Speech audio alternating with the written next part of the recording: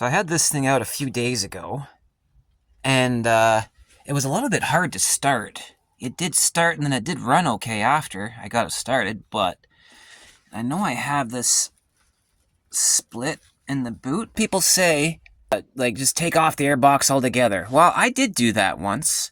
I remember a couple years ago now, it flooded out like crazy. Just couldn't get it started. I was cleaning the spark plug, and I think I had the whole carburetor off to check the needle and seat that likes to leak by. And remember just leaving the airbox off and just driving straight home, see if there was any difference in the power output. I didn't see any difference in the power output. But the thing about taking off the air breather, your restriction is still here. And beyond that, your intake port is only a certain size. And then you have, like right here, you can actually see your transfer ports are only a certain size. And, you know where I'm headed next, your exhaust is only a certain size. So your objective is to get maximum amount of flow, and there, with more flow, you can put more air-fuel mixture through it. And I've heard people say, like, people that are really into these bikes, they go exhaust. It's all about their exhaust. And then if you have your exit flow, then you can put in more and get the power out of it. But all those fancier bikes that have the big, huge carburetors hanging out the side of them, if you pay attention, they all have upgraded exhausts.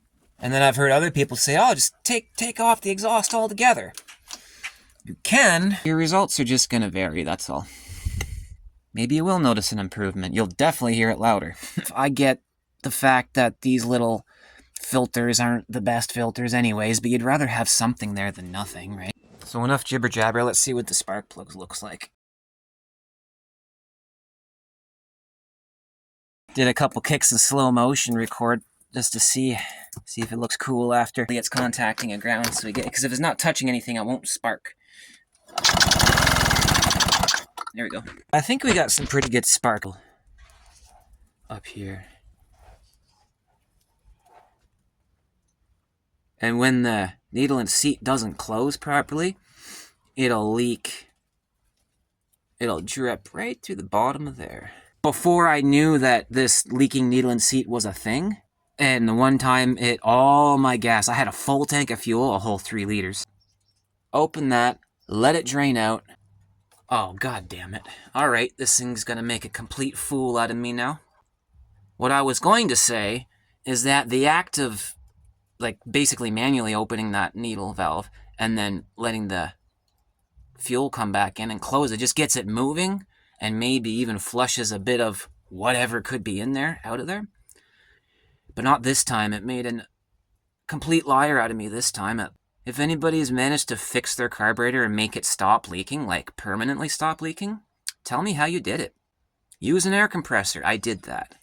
Use carb cleaner. I did that. Oh, soak it overnight. I did that. Again, multiple times I did that. This is over the course of a couple of years. Carburetor's off for about the 600th time.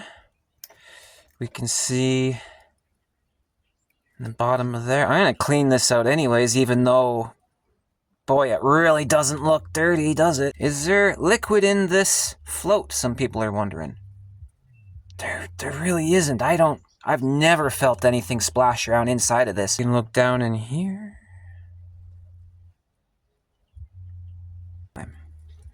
No, that's just the bubbles of the gas shining at us. You can see the blue gas on the one corner. The camera doesn't want to focus very good, but I mean, you can see a bit of a ring around there, I guess. Maybe that's all it takes. And that's all this is. It's just those arms go up and down, operated by this white float, opening and closing that little needle valve. Is there debris coming in from the fuel line, collecting in there? Well, I thought that too. So that's why I put the fuel filter in there, and at one point I had 2 fuel filters in there. I wonder if it's just the carburetor, and I wonder if there's not much I can actually do because the carburetor's just the way the carburetor is. Well, the needle is closing all the way, it's just not sealing intermittently. That is, sometimes it seals, a bunch of times it doesn't. Don't put together your lines like this. This is obviously the wrong way to connect lines together. And here as well. Obviously, this is all wrong. This is not the way you should do it. If you connect them at all, it should be with barb-to-barb fittings. So what, this is still filling up slowly. It seems like it did hold there, and then it filled up the rest of the way, which that in itself is not a problem. It's only a problem if it starts to piss out, right? Okay. It still hasn't leaked yet. I'm gonna go no choke at first.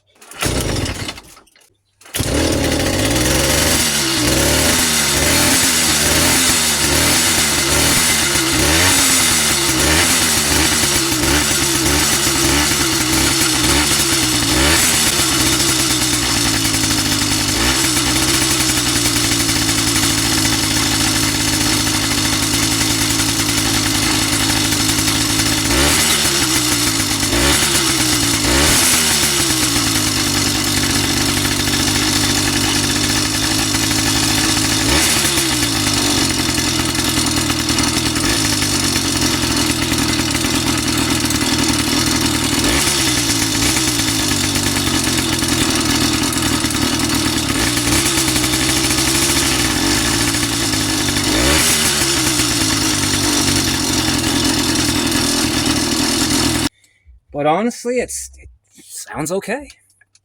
It's all about, I mean, this thing actually runs really good. This is all about that stupid carburetor. Alrighty, well, took her for a little rip. And it was running good, but as soon as I stopped, all of a sudden, I turned off the fuel valve already. Just trust me, it was dripping. It was dripping about as bad as what you saw before. So, fresh carburetor clean, same results. It worked good for a few minutes, and then it just starts pissing again. Poorly built, bad materials, low quality. That's it. If anybody else had found a way to actually fix it, let me know. Because then I won't have to buy another one, and I can see if the fix works, and I'll make a video about it. Obviously try to write it back, but it's probably going to flood out like crazy on us.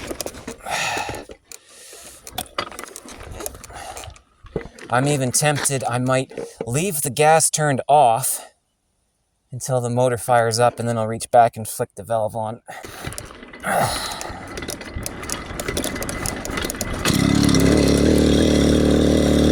Yeah, she's flooded.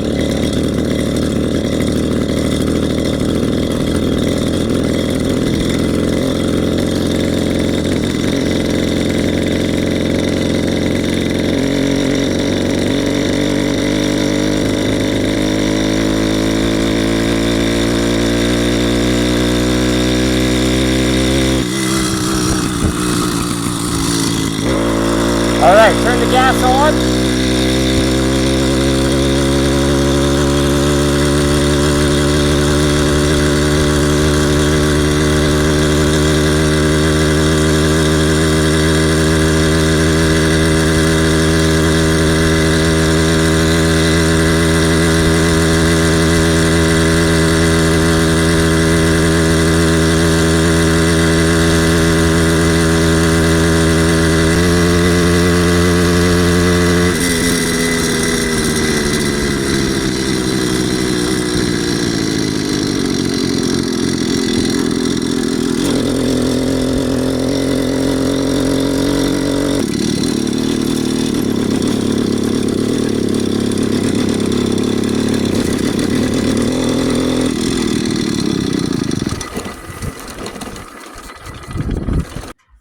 And it all, it all runs pretty good. It's just that, there it is. Just this pissing carburetor. It's that seat. I don't know, is there a rebuild kit for this thing? It's a good thing to learn on these things. Just don't expect to buy it and just drive it. And just have fun driving it and don't work on it. You're just going to drive it. I'm here to promise you that that is not going to happen. You'll ride it for a couple of weeks, something will break, and you'll either figure out how to fix it or it's just going to sit there broken. Like 90% of these on Facebook Marketplace, that's the case.